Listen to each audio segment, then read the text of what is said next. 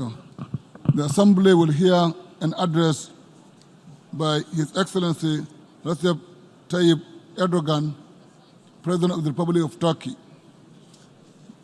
May I request protocol to escort His Excellency?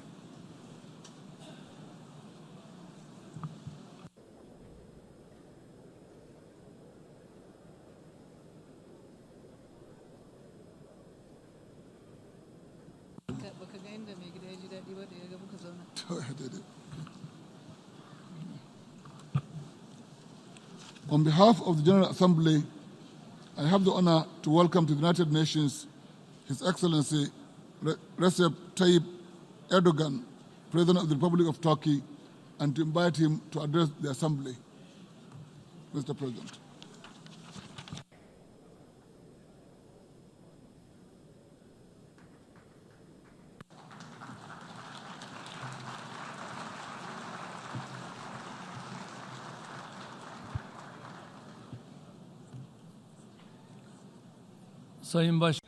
Honorable President, distinguished heads of states and governments, distinguished Secretary General, esteemed delegates, I would like to salute you all with my most heartfelt emotions on behalf of my personal self and my nation.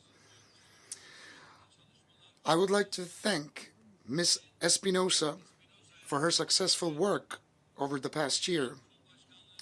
I also wholeheartedly congratulate Mr. Mohammed Bande, who has taken over the presidency of the General Assembly for the 74th session, and I hope and pray that the 74th session of the GA will bring peace and prosperity to the whole world and humanity. Esteemed delegates, our world today faces many challenges and pain resulting from injustice at a global scale. The great scholar of our civilization, Rumi, has once defined justice as the following, quote, sharing amongst the people the rights and obligations appropriately and allocating to them what they are entitled to. It is obvious that today neither the rights nor the responsibilities are shared appropriately. In the meantime, injustice generates instability, power struggles, crises, waste, and extravagance. Yet, the organization where we're gathered today was established in the aftermath of the Second World War with the eventual purpose of eradicating injustice. Indeed, the international community is gradually losing its ability to find lasting solutions to challenges such as terrorism, hunger, misery, and climate change, which all threaten our own future. It is with no doubt that the General Assembly has a very fitting theme for the 74th session, galvanizing multilateral efforts for poverty eradication, quality education, climate action, and inclusion. But what's more important than that is to understand what we can achieve together.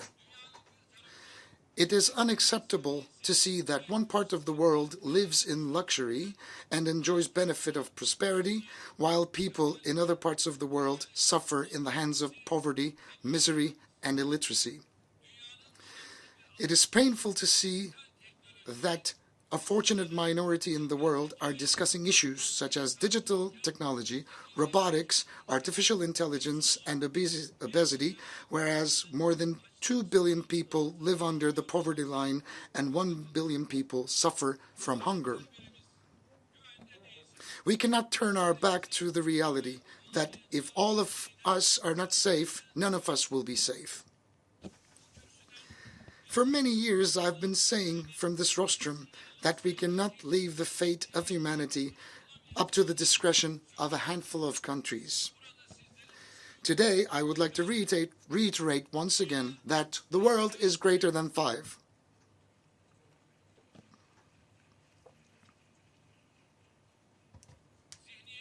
It is nighttime that we change our current mentality, our institutions, organizations, and rules. The inequality between nuclear states and non-nuclear states is alone enough to undermine global balances. It bothers us, like anyone else, that the weapons of mass destruction are used as leverage in every crisis instead of their total elimination. The possession of nuclear power should either be forbidden for all or permissible for everyone.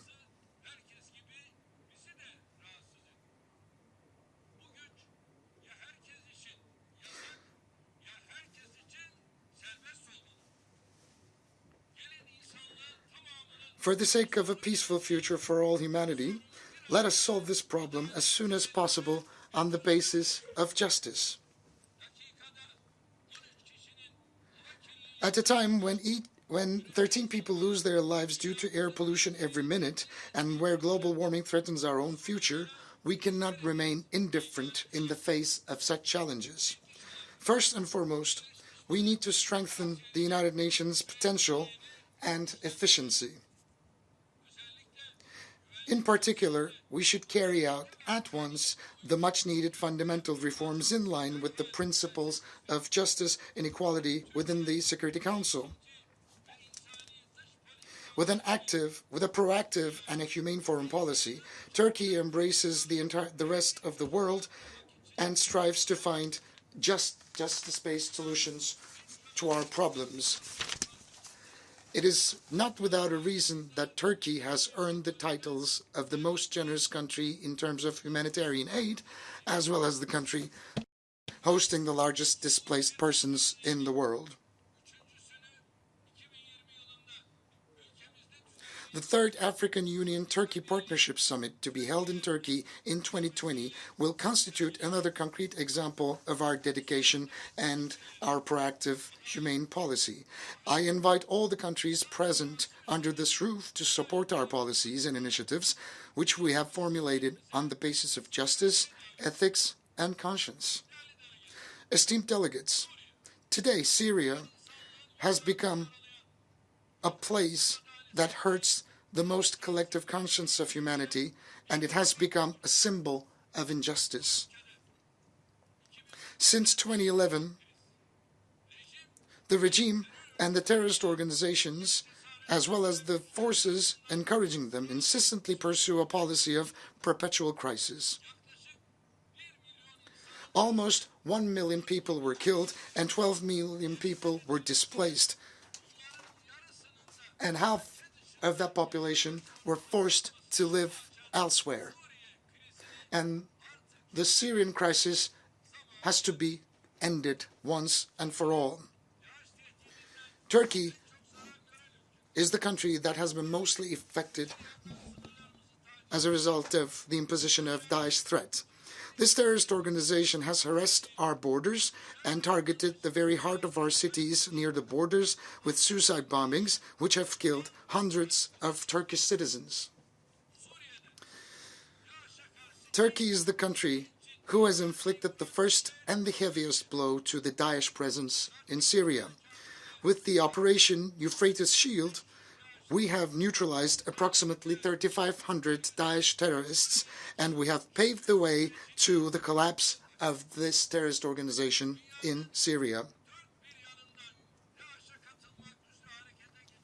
We are also at the forefront of international efforts to identify terrorists and foreign fighters coming from all over the world to join Daesh through imposition of entry bans and deportations to and from our country. On the other hand, Turkey today is the most generous country in terms of humanitarian aid, taking into consideration the ratio of Turkish official humanitarian assistance to its GDP. We are currently hosting 5 million refugees fleeing conflict, starvation, and persecution.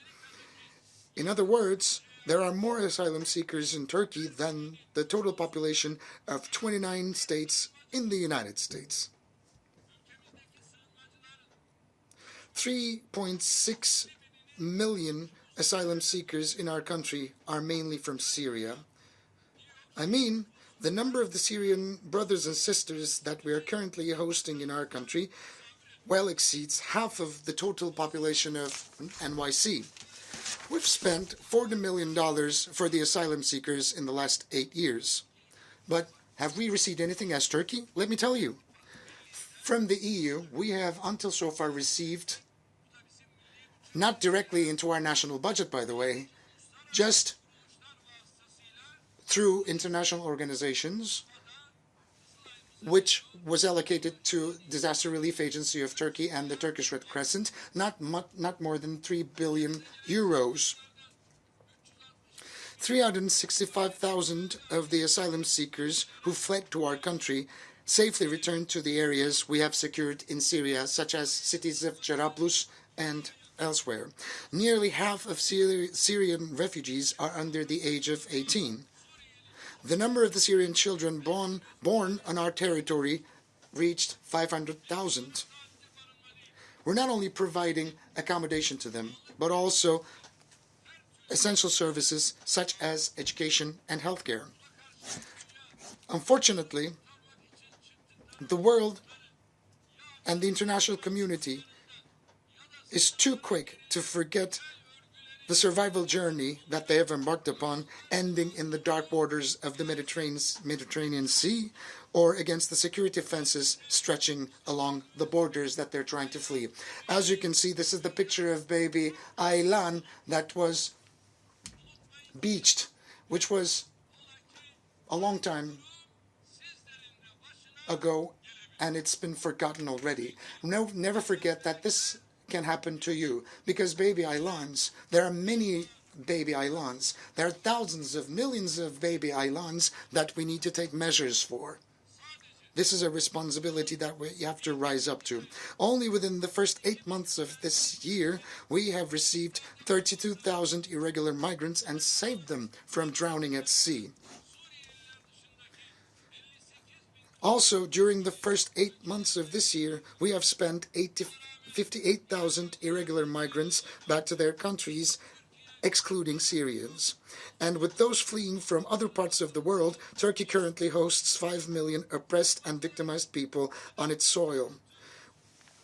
Unfortunately, we were left alone in our selfless sacrifice towards asylum seekers. In Syria, there has been no genuine return to the regions controlled by the regime and the terrorist organizations such as PKK, YPG, and Daesh. The parts liberated and secured by Turkey are the only places that the Syrians could have returned to. Today, we face 3 important issues that we need to handle while we're trying to settle the humanitarian crisis in Syria. Number 1, the territorial integrity and the political unity of Syria. And in order for that to be possible, the Constitutional Committee is a very critical element, and it has to be operational in a very effective manner. The beginning of last week, we got together along with my Iranian and Russian counterparts in Ankara, and as a result of the Russian summit memorandum, we've managed to accomplish a significant majority of our targets. When we reach a permanent political solution in Syria, the territorial integrity will be restored once again. And the second important issue is the following. We need to do everything that is possible in order to prevent a possible massacre in the city of Idlib and an immigration influx consisting of 4 million individuals from Idlib. The agreement, the memorandum we reached with Russia in Sochi, still remains valid despite some setbacks. Turkey cannot afford to bear another migration influx. That's why we expect all countries around the world to support Turkey's efforts to ensure security and stability in Idlib. Thirdly,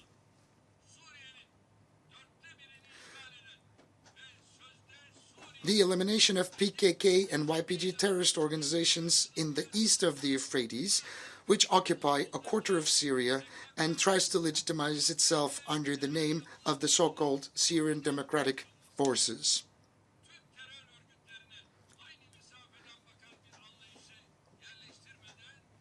We will not be able to find a permanent solution to the Syrian conflict if we fail to handle all the terrorist organizations with the same perspective. Our talks with the United States with a view of establishing a safe zone in Syria continue. We intend to establish a peace corridor with a depth of 30 kilometers and a length of 480 kilometers in Syria and enable the settlement of 2 million Syrians there with the support of the international community. Here I'd like to show you a map briefing our plans. This is the border of Turkey that you can see, and below you can see the proposed safe zone. If this safe zone, the secure zone, can be declared, we can resettle confidently somewhere between 1 million to 2 million refugees. We can afford that opportunity. Whether the United States or the coalition forces, Russia, Iran, we can all together walk shoulder to shoulder, hand in hand. The refugees can be resettled through saving them from tent camps or container camps. We can take the steps that are necessary forward altogether. This is not a burden that we can bear exclusively as the Republic of Turkey. We need to take the necessary measures as soon as possible. If we could extend the depth of this region until Deir ez-Zor, Raqqa line, we can increase the number of Syrians up to 3 million who will return from Turkey, Europe, and other parts of the world to their motherland. We are very much resolute in the realizing of this program, and we are involved in the necessary preparations. We also lead a process for an international conference to be held with the participation of Lebanon, Iraq, and Jordan. We likewise attach a great significance to the prospective success of the Global Refugee Forum to be held in Geneva in December, co-chaired by Turkey. We are of the opinion that a donor conference can be organized under the leadership of the United Nations to support returns to safe areas. There is global need for effective implementation of the Global Compact for Migration and the Global Compact on Refugees adopted last year at the United Nations. If we succeed to establish an environment, a landscape of trust and stability on the basis of the principles of legitimacy and justice in Syria, we will also help neighboring Iraq relieve itself from her troubles related to both Daesh and PKK presence. I launch an appeal to the entire UN family from this hall to take initiatives as well as to support our ongoing efforts to stop the humanitarian crisis in Syria. Esteemed delegates, the Mediterranean basin, in addition to the tragedies triggered by the Syrian crisis, such as illegal migration, faces further problems due to developments in the Eastern Mediterranean. Despite negotiations of more than 5 decades, the Cyprus question has not yet been resolved due to the uncompromising position of the Greek Cypriots. The Greek Cypriot side pursues an inequitable and an unjust policy of imposition that refuses to share the political power and prosperity with the Turkish Cypriots.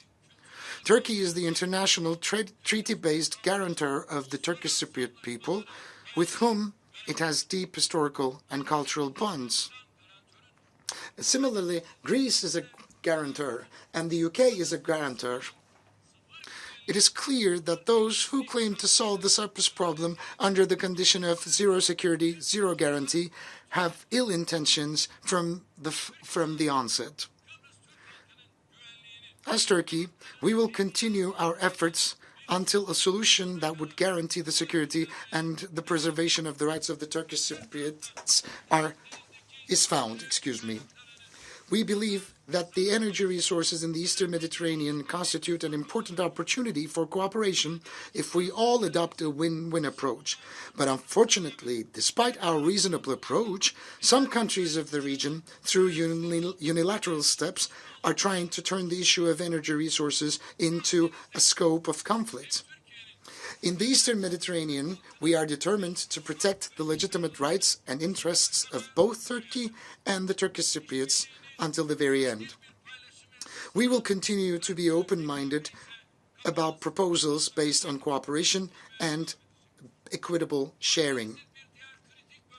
Another critical area of the Mediterranean is Libya, and we endeavor to ensure security and stability in the country through the establishment of a democratic administration based on the free will of people.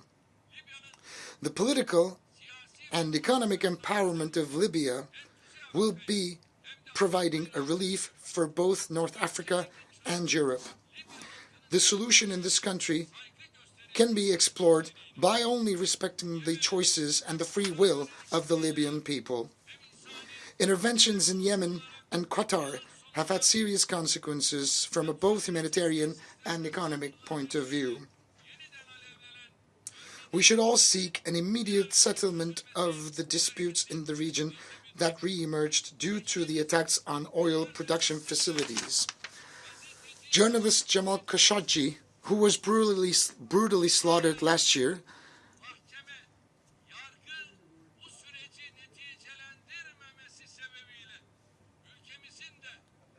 has become a symbol for the need of justice and equality in the region, as the courts have not reached yet a verdict regarding his demise. And we will keep on following up the developments there, as we are so much committed to this case. And Egypt's first democratically elected president, Mohamed Morsi, who lost his life in a courtroom in a suspicious way, is another issue that we're heavily invested in, and his family was not allowed to bury him properly. It's a bleeding wound in our hearts.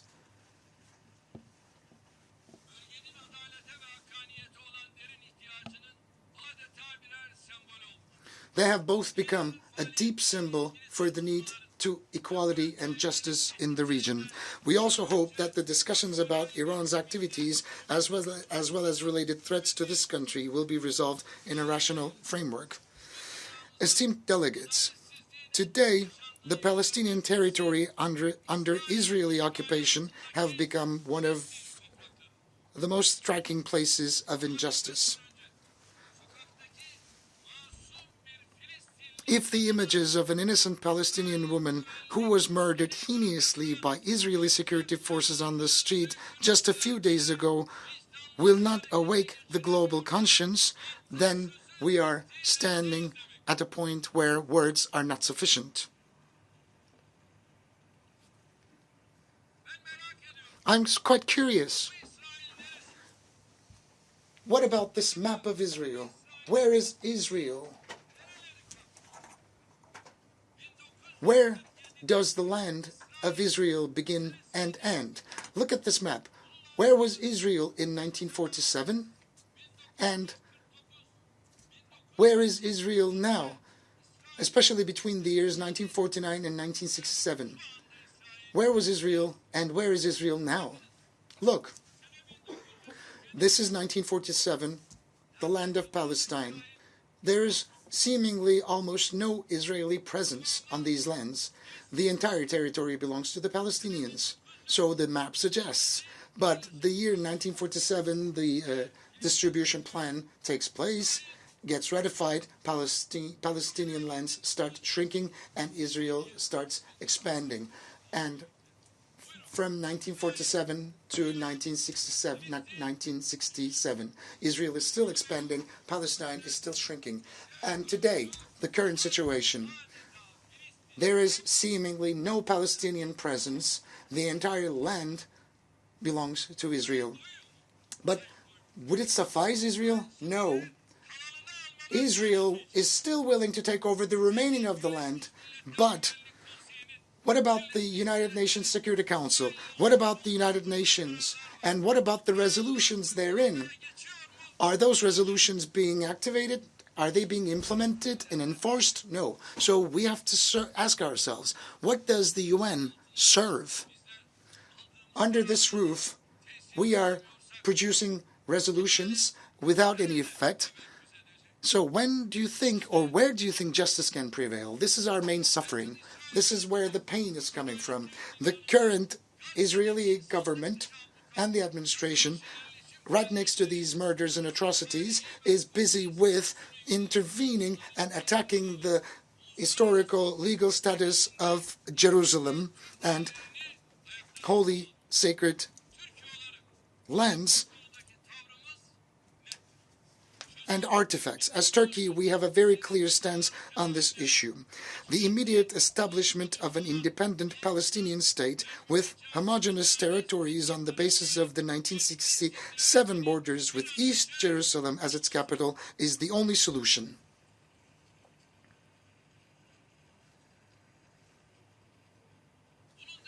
Any other peace plan other than this will never have a chance of being fair, just, and it will never be implemented. Now, I'm asking from the rostrum of the United Nations General Assembly, where are the borders of the State of Israel? Is it the 1947 borders? The 1967 borders? Or is there another border that we need to know of? How can the Golan Heights and the West Bank settlements be seized, just like other occupied Palestinian territories, before the eyes of the world, if they still are not within the official borders of this state? Is the aim of the initiative promoted as the deal of the century to entirely eliminate the presidents of the state and the people of Palestine? Do you want another bloodshed? All actors of the international community, in particular the UN, should provide concrete support to the Palestinian people beyond more promises. In this regard, it's very important for the United Nations Relief and Works Agency for Palestinian refugees in the Near East to continue its activities effectively. Turkey will continue to stand by the oppressed people of Palestine as she has always done.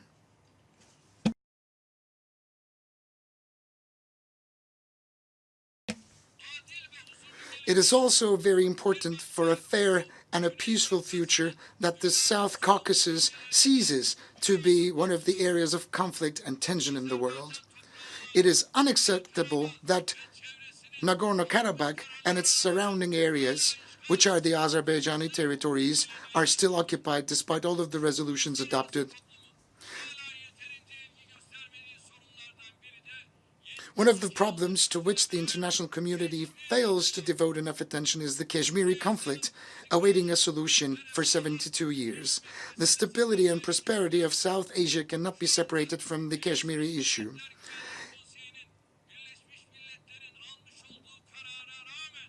Despite the resolutions adopted by the United Nations Security Council, Kashmir is still besieged and 8 million people are still stuck in Kashmir. They cannot get out.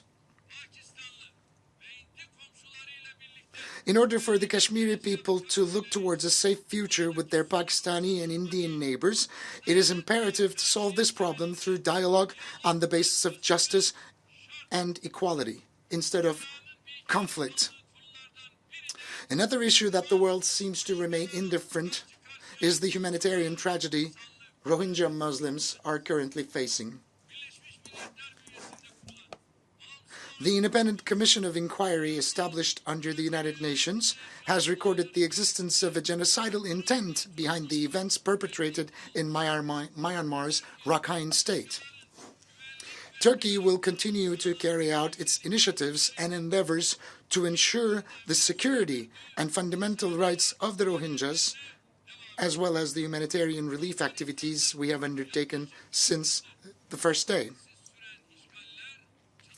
The invasions, the conflicts, and terrorist activities that continued in an uninterrupted fashion for almost 4 decades in Afghanistan have led to significant challenges at a global level. It is now time for peace and security to be restored. This is up to us to assume responsibility and take up action. Esteemed delegates, today one of the biggest threats to global peace and stability is the skyrocketing racist, xenophobic, discriminatory, and anti-Islamic rhetoric. Muslims are ranking number one, whose who are the subjects of hate speech, discrimination, and defamation against their sacred values. The most striking example is the terrorist attack that took place last March in Christchurch in New Zealand. Just like the terrorist attack targeting Muslims in New Zealand was unacceptable, the acts of terrorism targeting Christians in Sri Lanka and Jewish communities in the United States are equally wrong and unacceptable. We are responsible for turning this disease into a raging insanity. The populist politicians seeking to garner votes by provoking these tendencies, as well as the communities normalizing hate speech under the pretext of freedom of expression, are in the leading spots, and they are the ones to blame. The prejudice, the ignorance and bigotry, as well as the attempts of marginalization towards the migrants, particularly the Muslims, pave the way for the rising of these morbid tendencies. This scourge can only be defeated by common will and efforts. It is our fundamental duty as statesmen and stateswomen to adopt an inclusive and tolerant public rhetoric to eradicate this foe once and for all. The Honorable Secretary General of the UN has recently introduced an action plan for safeguarding religious sites. It's a UN initiative in the establishment of which Turkey has shown political leadership as a part of Alliance of Civilizations. We hope that this action plan will help raise awareness on this issue, and I hereby request the designation of March the 15th by the United Nations as the day when the Christchurch attack was carried out to become the International Day for Solidarity Against Islamophobia. I also invite the Islamic world to start a thorough assessment of all the issues, particularly the Sunni-Shia divide, which have provided so far the ground for its internal conflicts, as well, which served as political instruments for power struggles, and settle the disputes once and for all. Turkey is a rightful successor to the collective heritage of both Eastern and Western civilizations due to our geographical location at the center of the ancient world. Therefore, we are obliged to take necessary steps forward and assume responsibility and rise up to the occasion. We continue to fulfill our responsibilities towards humanity as we are deeply affected, indirectly or directly, as a result of crises that besiege our region. A United Nations, and in particular a Security Council reformed on the basis of justice, moral values and conscience, will provide hope and aspiration to humanity once again. Turkey stands ready to support all of the endeavors and initiatives in that regard. With this understanding, we are willing to assume the presidency of the 75th United Nations General Assembly. Therefore, we have nominated for this important post Ambassador Volkan Bozkır, former Minister of European Union and current Chairman of the Foreign Affairs Committee of the Grand National Assembly of Turkey. We have full confidence that Mr. Bozkır, a seasoned diplomat and politician, will shoulder this responsibility very successfully. I believe you will not spare your support to him. Istanbul, the biggest city in Turkey, currently hosts various UN regional agencies, and we would like to turn Istanbul into a bigger regional and a global hub for the United Nations. The United Nations Technology Bank for the Least Developed Countries became operational in the vicinity of Istanbul last year. We also appreciate the positive and encouraging reactions we have received in return for our proposal to host a United Nations Youth Center in Istanbul, which I have announced last year from this very rostrum. The members to the UN Group of Friends of Mediation that we co-chair have reached 59. We have carried this UN initiative into the Organization for Security and Cooperation in Europe and the Organization of Islamic Cooperation.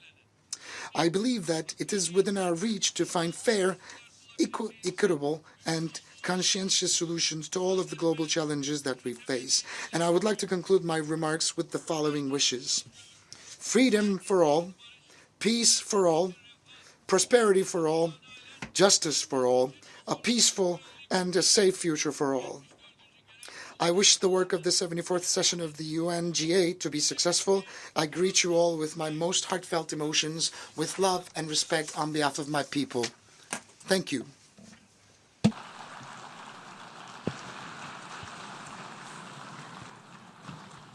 On behalf of the General Assembly, I wish to thank President of the Republic of Turkey, His Excellency Recep Tayyip Erdogan, for the statement just made. May I request representatives to remain seated while we greet the President.